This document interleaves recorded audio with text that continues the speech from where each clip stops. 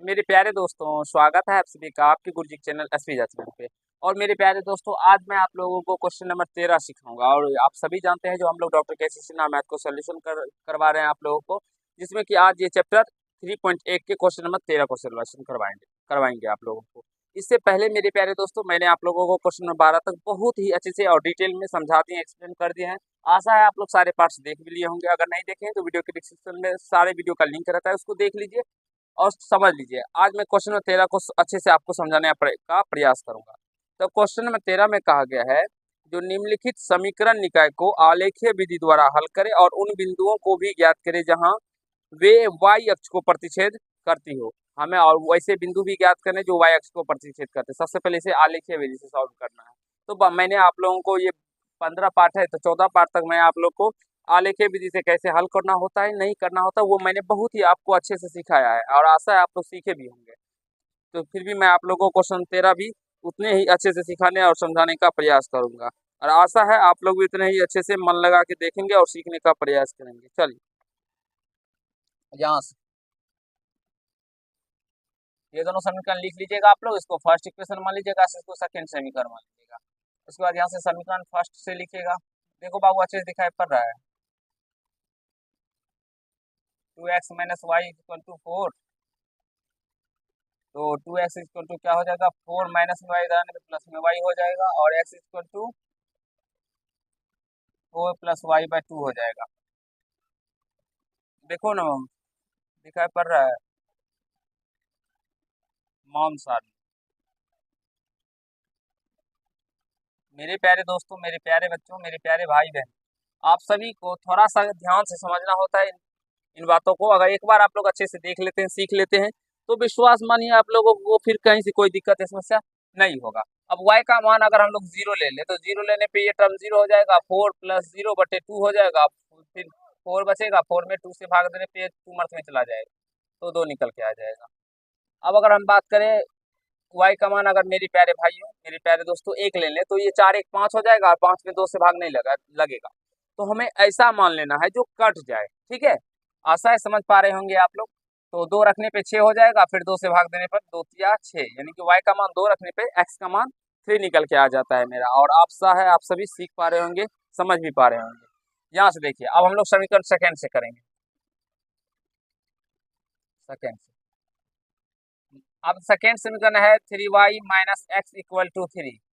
तो यहाँ से 3y इक्वल टू क्या हो जाएगा, 3, और माइनस में एक्स इस साइड है तो प्लस में एक्स हो जाएगा, और y equal to 3 plus x by 3 हो जाएगा।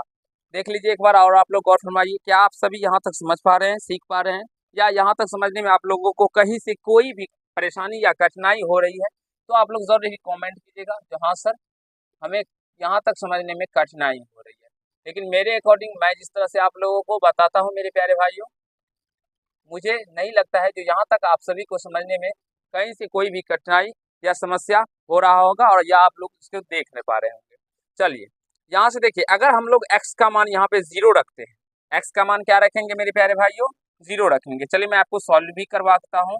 यहाँ से y equal to 3 plus x का वैल्यू हम लोग 0 लेंगे, तो 0, और नीचे में क्या बाय 3 है, तो यहाँ से 3 प्लस 0 करेंगे तो ये 3 हो जाएगा, और नीचे में 3 है, तो 3 से 3 भाग लगाएंगे, डिवाइड करेंगे तो 1 मर्थ में चला जाएगा।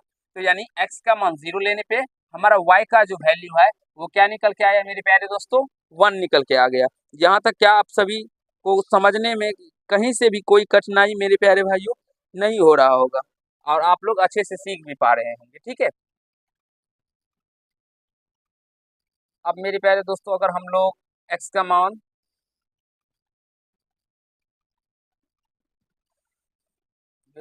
और दूसरा मान सोचिए आप लोग,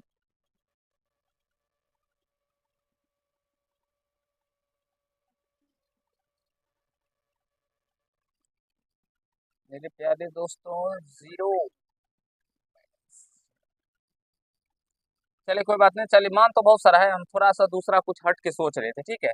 ये जो कि थोड़ा सा कुछ आ गया था ना आपसे, मान तो बहुत सारा रख सकते हैं इसमें। अगर 3 रखने पे x का मान 3 रखिए, x का मान 3 रखेंगे, तो y का मान देख सकते हैं 3 3 6 हो जाएगा, और 6 को 3 से भाग देंगे, 3 दूना 6, 2 निकल के आ जाएगा। आई होप आप सभी सीख पा रहे होंगे और कहीं से कोई दिक्कत या समस्या नहीं हो रहा होगा।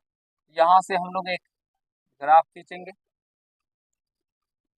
देखिए मेरे प्यारे दोस्तों, ये ग्राफ आपके एग्जाम में 5 नंबर के पूछे जाते हैं, तो इसे थोड़ा सा देखना और देख के सीख के समझिएगा तो आपको बहुत ही ज़्यादा बेनिफिट मिलेगा। ठीक है, देखिए यहाँ से थोड़ा सा मेरा टेढ़ा हो रहा है, आप लोग इसे सही से सीधे खींचने का प्रयास कीजिएगा। ठीक है, क्योंकि हम फ्री हैंड से खींच रहे हैं ना, आप लोग स्केल की सहायता से खींचेंगे। और ग्राफ कॉपी अगर आप लोगों को हो जाए तो ग्राफ कॉपी पर भी बनाएंगे इस चैप्टर में, इस चैप्टर को, तो बहुत ही अच्छा होगा।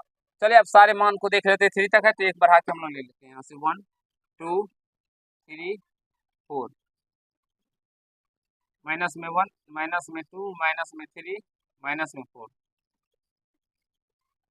माइनस में 1, माइनस में 2, माइनस में 3, माइनस में 4, इधर 1 2 3 4। मेरे प्यारे दोस्तों चलिए अब हम मान को देखते हैं कि मेरा मान क्या सा है। ठीक है, यहाँ से देखिए ये 1 है।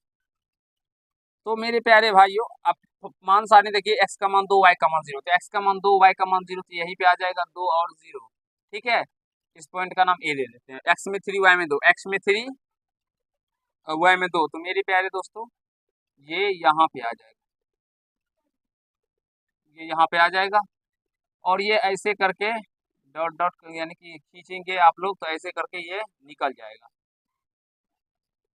ठीक है, ऐसे आप लोग सही से मिलाइएगा। ये थोड़ा सा मेरा लाइन टेढ़ा हो रहा है, आप लोग स्केल की सहायता से खींचेगा तो आपका सही लाइन होगा। तो ये 2x minus Y equal to 4 का ये ग्राफ है, लाइन। ठीक है, आशा है समझ पा रहे होंगे, सीख पा रहे होंगे। तो यहाँ पे भी एक पॉइंट आ गया है, तो यहाँ पे भी मैंने स्टार पे कट किया है, तो ये इसका नाम बी दे दीजिए, इसका नाम सी दे दीजिए। ठीक है, आगे देखिए अब दूसरा 0 और 1, x का मान 0 और y में 1, तो ये इसी पॉइंट पे आ जाएगा। 0 1 और x का मान 3, y का मान 2, x का मान 3 और y का मान 2, तो यहाँ पे आ जाएगा। तो ये इस तरह से इधर चला जाएगा और इस तरह से इधर निकल के आ जाएगा। मेरी प्यारे दोस्तों और यह किसका ग्राफ है, तो यह 3y minus x equal to 3 का है।